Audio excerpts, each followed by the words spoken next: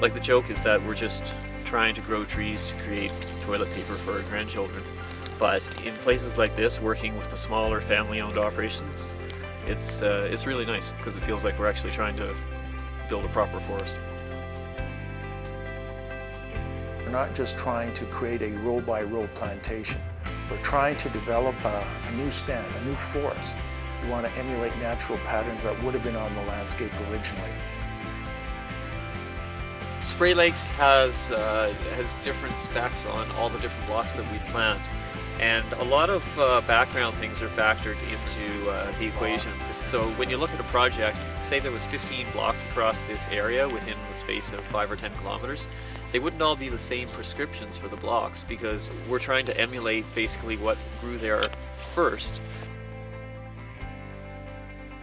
We reforest a block with seed that originated from a similar seed zone, which means geographical distance, spatial separation, all the ecological site characteristics, elevation, those things all have to line in.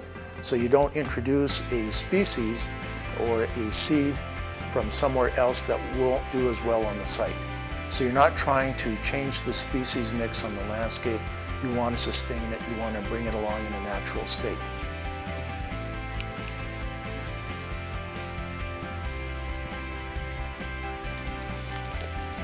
Planting is done, again, it's a little bit more complicated than just putting a tree in the ground. We have what we call obstacle planting. We'll try to plant most of the trees on the northeast side of some sort of obstacle. It could be a stump, it could be a bush, but something to protect it from that prevailing Chinook westerly winds that are going to dry it out.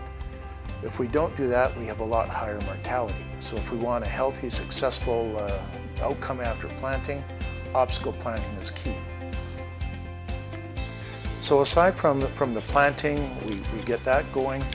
We also want to make sure that we follow up with some monitoring and survey work. And that's critical. We don't just do the work and walk away. We want to ensure that at the end of the day, we have a forest that's well established, it's survived the first number of winters, it's doing well, and it's met all the characteristics and objectives that we have for that project at the front end.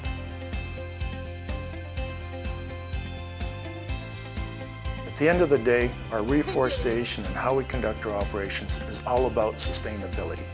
We want a forest that's going to be there not only for our own use today, but for future generations, and we want that forest to be healthy, vibrant, with all the same characteristics as we enjoy today.